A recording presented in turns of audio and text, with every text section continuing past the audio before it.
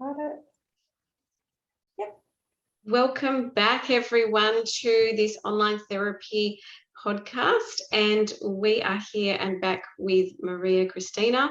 And we've got a number of things that we thought we'd like to talk about. And we're going to be talking a little bit of festivities and festive season and the like today, because certainly that's what's coming.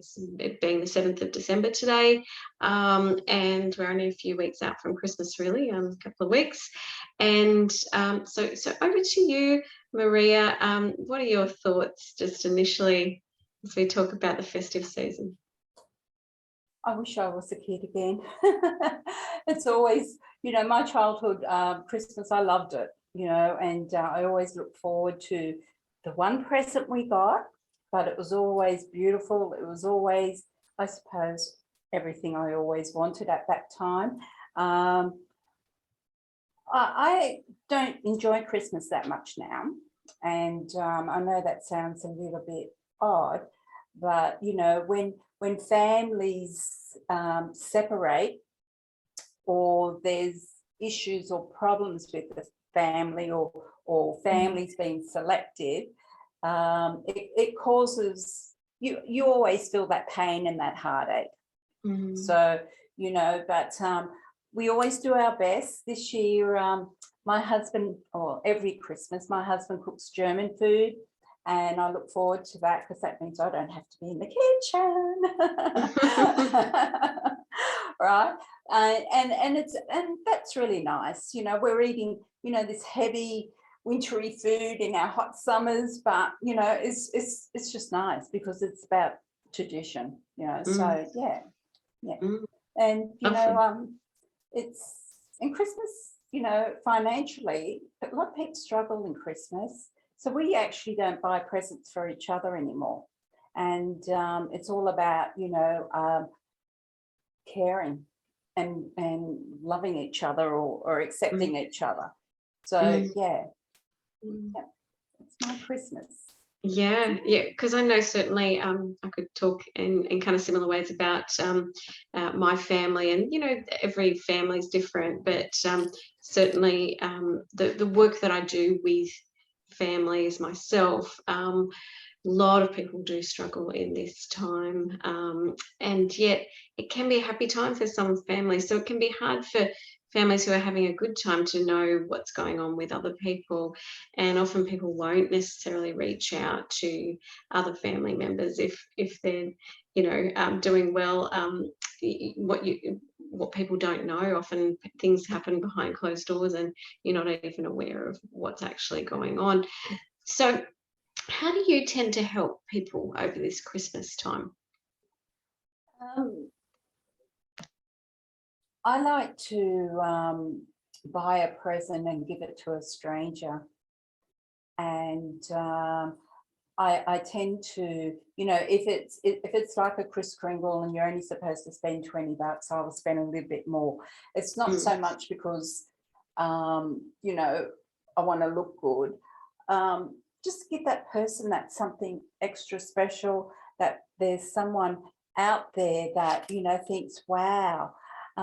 Just want to talk about a little story. When I worked in pharmacy, Renee, I had this single mother who had 3 children of her own, and we would always talk, and she would talk about, her struggles that she had, and she had a few. And I thought, I'm going to send her a Christmas card and put some money in it. And, so I did that, and she came in the new year, and I said, how was your Christmas? And she went, blah, blah, blah. And I said, did anything special or wonderful happen for you over Christmas? No, nothing. And I thought, my heart sank, anyway, and I thought, okay, that's fine, at that time of opening up the card, she would have been tickled pink with it. So come the next following Christmas, she actually gave me a card and a present, and there was a nice little message in there, and I thought, wow, she actually paid me back without realizing she paid me back, if that makes sense. Okay. Yeah.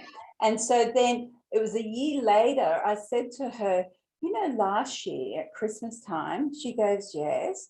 I said, did you get anything unusual in the mail? And she said, no. Yes, I did. And I said, that was from me, and you just given back to me.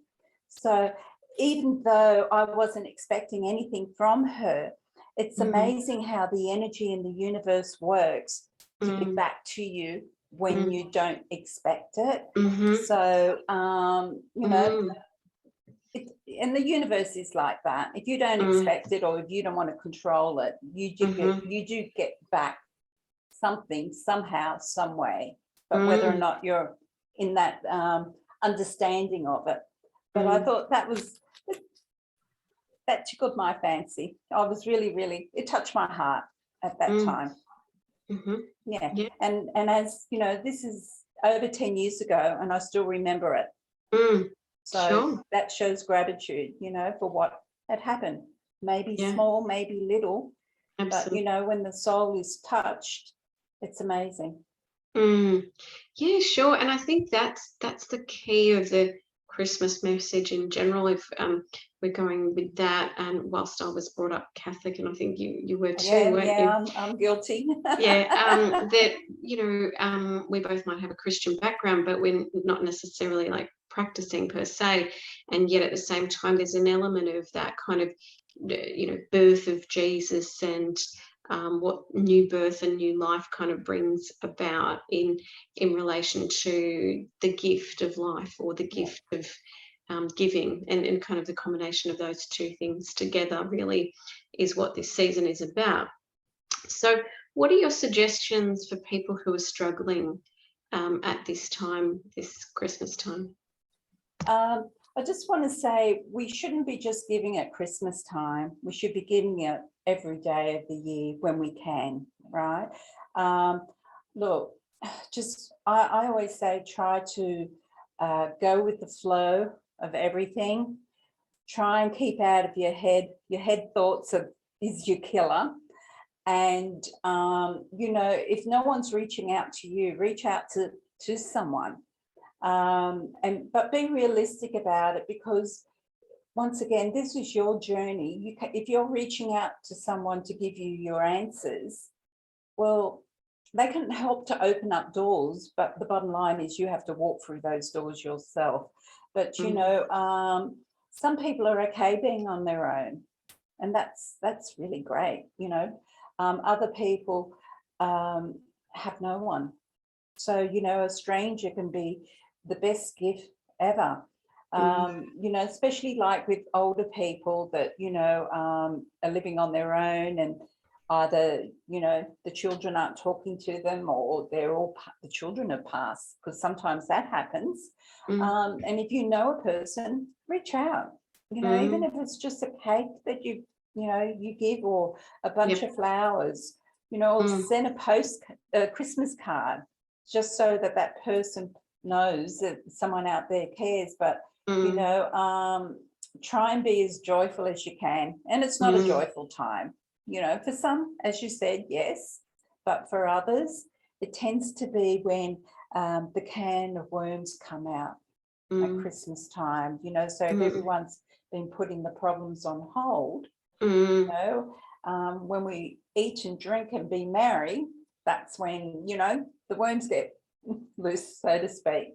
But you know, just do the best you can do. That's what I say. And you know, I have a little prayer that I use, and it's got nothing to do with being a good Catholic girl. But I always start my prayers off with Infinite Spirit, because then I feel it's not locking into religion, it's locking into the universe. And I actually say, you know, Infinite Spirit, help me get through this day. You know, and I always find that prayer helps me. Or affirmation, you know, for those that don't like the word prayer. But if you put it out there, you do get that support. Yeah. So yeah. Absolutely. I've just kind of on that, I've certainly noticed over the years how many of my clients struggle at this time, and there tends to be an upsurge in people coming to counselling. I've found almost every year around November there will be like a pickup of people coming to therapy it's almost like in anticipation of Christmas coming. Yeah. And I noticed last year and even this year, there's been a bit of a late blossom of people coming to therapy, so to speak, because, you know, it's almost like with all this COVID stuff that's happened around the world over the last couple of years, it's been often hard for people to even prepare and plan. Do they even know if they can see their family or not, as the case may be? And that's also been tricky for a lot of people. For some people, it's been great for them to not see their family, you know, at these times. And then they've worked out what they will and won't accept too. Yes. And so I think that's also been an interesting journey for some. And then for other people, they're desperate to see their family members and they can't see them. And so there's a lot of things going on. Yeah, like it's a big mixed bag of emotions, you know, so yeah. And you just have to do the best that you can do, you know. And I was just told, if you can kiss and make up, Christmas time would be the best time, because it's the best gift that anyone can receive. You know, so if you're not talking to mum or dad or your brother or sister, if you know, if you feel that you can step out, give it a go. You know, and even if it doesn't work, at least you gave it a go, and then that will actually help with your own healing, because it will make, you know, if you sort of think about it, analyze it, but don't overanalyze it. You step forward to open up the door. They're not opening up the door. So the issue's with them, really. It's and for you, it's like, you know, that should help you to move on from it. Because it's their issue, not yours. You know, emotions and the way people think, it's rather bizarre, as you would know. And we all do it. We all do it. Yeah, because if we really delve deep into that, humans actually make decisions with emotions. Yes. And so a lot of, you know, psychology talks about having emotional regulation and all this other kind of stuff, but we actually make decisions based with our emotions, whether we like it or not. All of the advertisers around the world know this fact. And so if anything's kind of emotional, you're more likely to buy that product.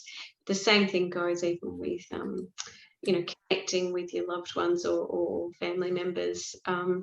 It's a very similar kind of thing. So it's about, you know, sometimes past trauma can colour our capacity to be able to connect with those people. Yeah. And sometimes some relationships do have to end, and other times it may be possible to make amends, like you were saying. Yeah. Though I guess it's not necessarily having any expectations about that too. So as human beings, we're complex, aren't we? Even if you see someone, you think, wow, they've got it straight, they know exactly what they're doing, but they're human, and they get their time. So, you know, it all depends on how you approach it, deal with it, and how much you put your emotions into it. And, you know, be very careful making decisions when you're extremely emotional, because you won't do it with you won't make those decisions with common sense. Yeah, so it's a very complex time, but we always get through it. We always get through it. So, you know, it's not like as if it's brand new to us, but, you know, I learned years ago, it's the way that you act on it, or the energy you put into it is how you will get through it. So it's your outlook that will either make you or break you, so to speak. Yeah. Sure. So yeah. Yeah, definitely. That's something for us all to maybe think about too, you know.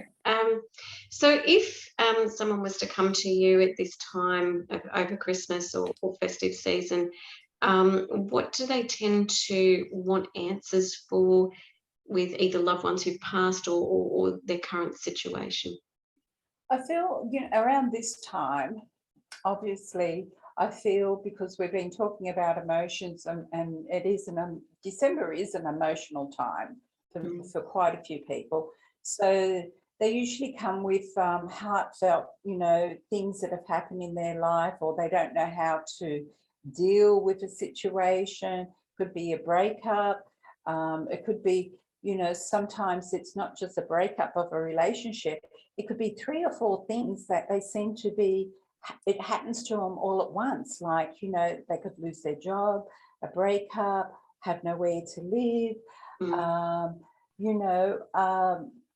but that could be that if they don't work on things, it could be that the universe is saying, hey, if you're not going to change things, you'll change your life, we will have to, move a few things for you.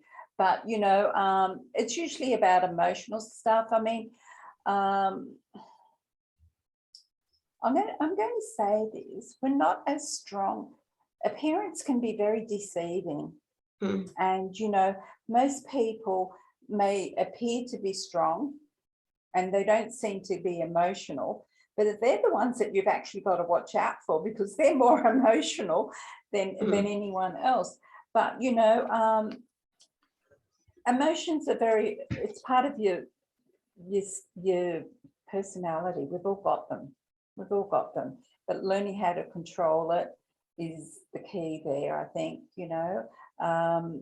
but as I said, it'd be about the emotions of, heartache or missing your mum who's only just passed recently from cancer, spending your first Christmas without your loved one, that's hard.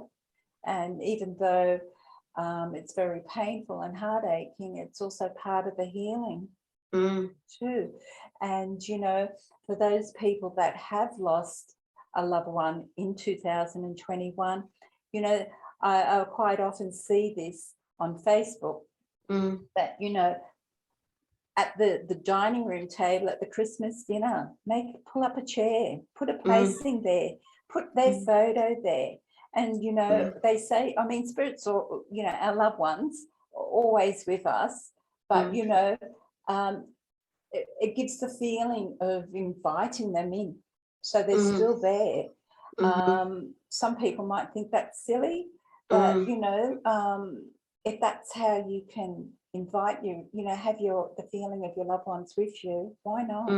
And then I would say to my clients, expect a sign, put it out there that you want signs from your loved ones. And you do get them.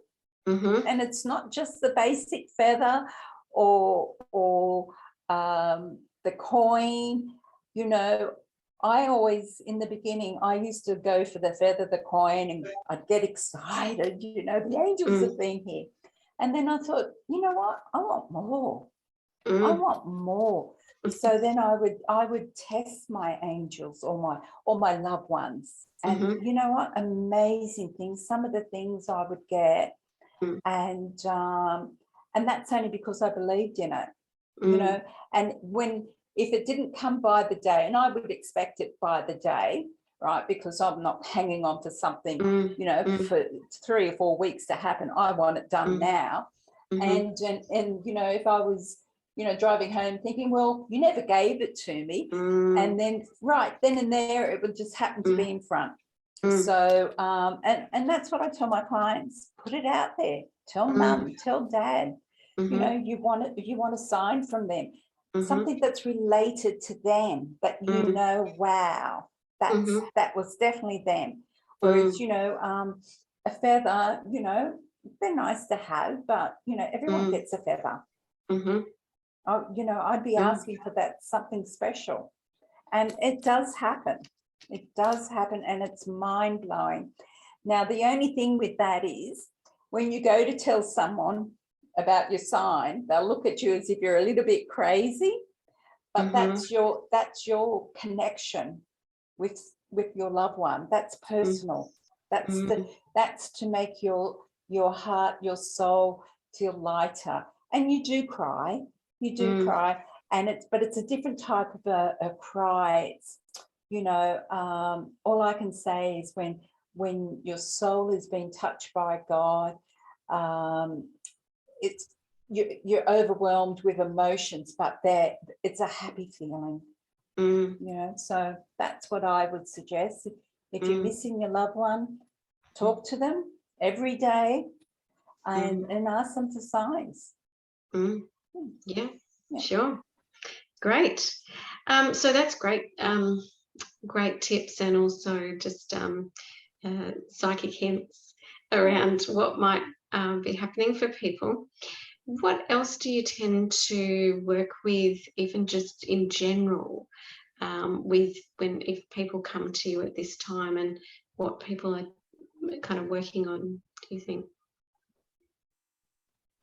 I try and get them to look at the positive side, right?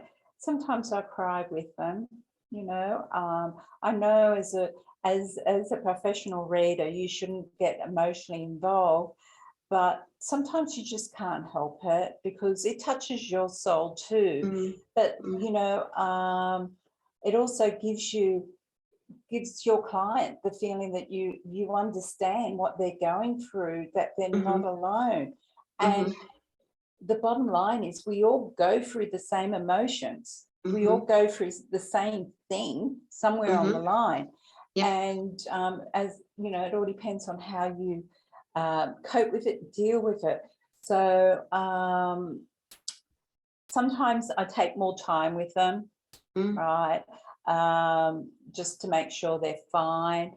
And, you know, if they've been really stressed, I always follow up with a phone call a couple of days later to make sure they're okay.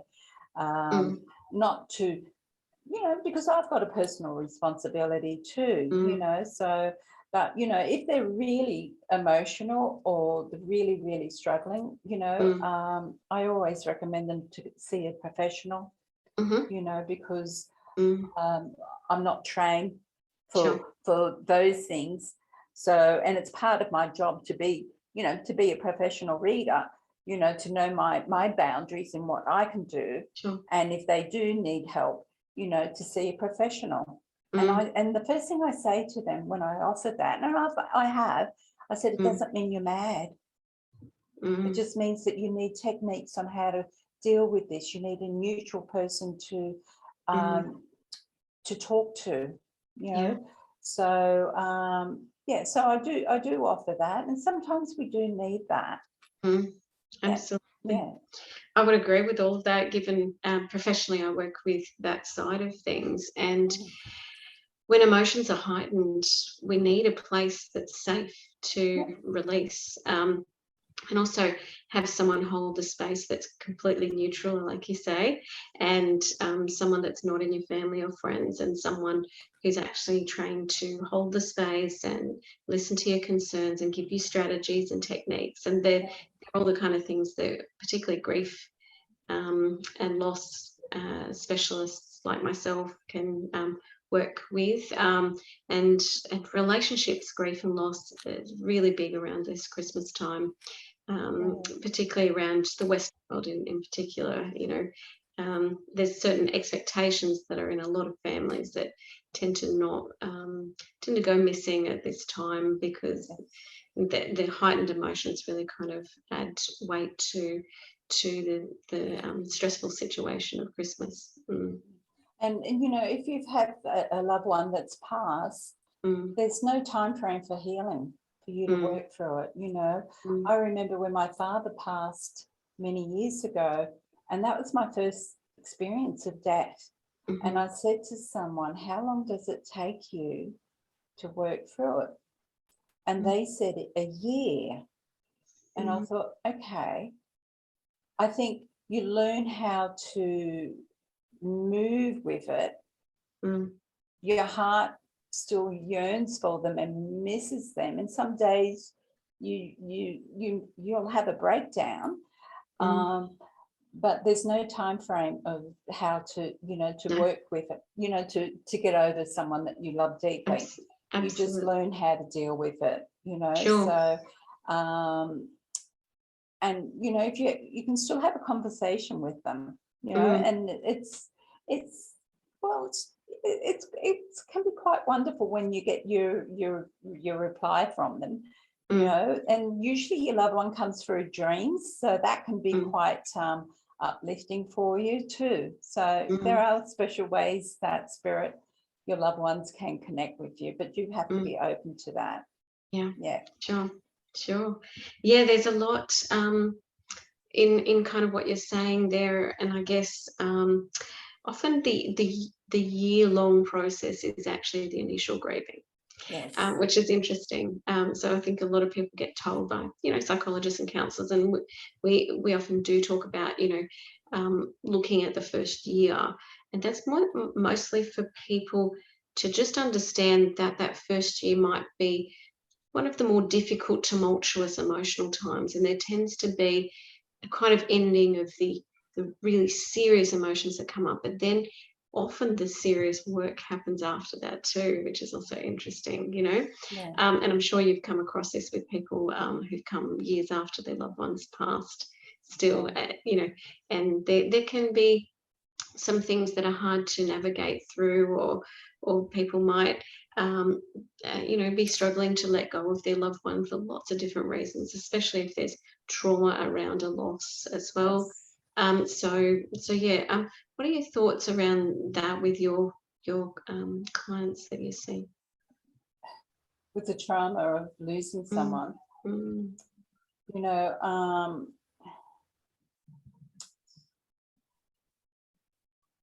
it's really, really hard because, well, it's, how can I say this? If they've come to a medium and they want to connect with their loved one who either, you know, passed in a car accident or had a massive heart attack and there was no time for goodbye, and even though, and those ones that are even take their own lives, and that happens, Yep. when a client comes to that, that instantly tells me that they're open to receive any contact from their loved one. Yeah. And even though, you know, when someone has taken their own life, I feel very, you know I have to be very sensitive because, you know, it's going to be extra sensitive with the client.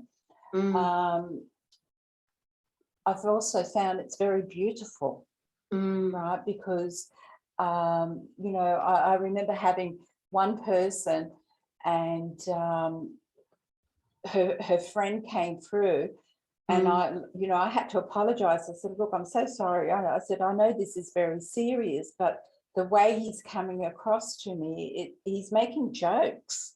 And I explained to her what I was receiving, and she'd be laughing her head off because she would say, that's him, you know. So, you know, spirit, your loved ones don't want to see you sad in on earth, right? They want you to be happy. They understand the emotions.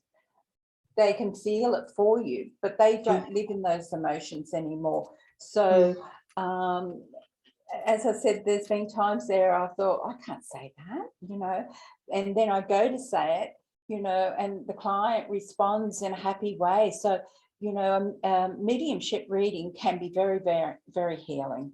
Well, all readings should be healing, right? There's no way that you should have anyone walk out the door feeling like that's it, that's the end of, you know, life for them. And but, you know, it's you know, it's compassion. It's talking about, you know, love from your heart. It's uplifting for the client, and also very uplifting for the reader too. So it's a healing all round. So it's quite amazing actually. But, you know,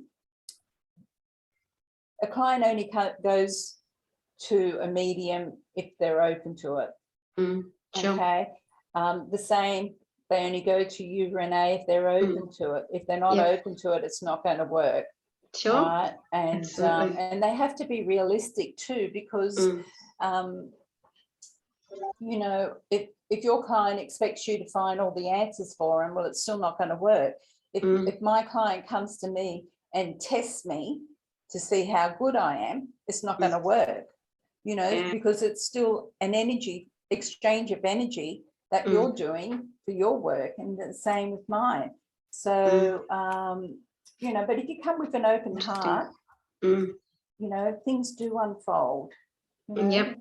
Yep. So, you know, and I mean, you must also, with your work, when you know that you, your clients moving forward, how uplifting that is for you. Exactly. You know, so, and then that just opens up the connection even more for a better healing, you know, for the healing to continue. Yep. Yeah, and makes it easier for the client. So Absolutely. it's the same with the readings. Yeah. So I guess I've got just one more question for you today. What would be your biggest tip for families at this time at the moment? Do the best you can do. Okay. Just take each day by day, minute by minute, hour by hour. If your emotions are run wild, let them flow. Okay. But don't get stuck, you know. Put on music. If you're alone, put on music, or go out for a walk or into nature. Just do the best you can do. Not everyone's going to, you know, it's not everyone's going to be like that, but the person that is going through that is going to feel it, you know, really hard. And that's the thing, you know, if no one's around you, you reach out to your friends, you know, and the friends that, you know, you do reach out to, they'll understand and they'll do the best that they can to get you through it. But, you know, it's just one day, 24 hours, and before you know it's over and done with, and it's a brand new day, brand new start. I know that sounds pretty easy, and it's not, but eventually you do work through it. And I also found in my own experience that whenever I got sad, instead of fighting it, I actually went with the flow of it, and that actually helped me to get through it quicker. So, yeah, you know, and you know, if you're really struggling, then it might be time just to see someone professional.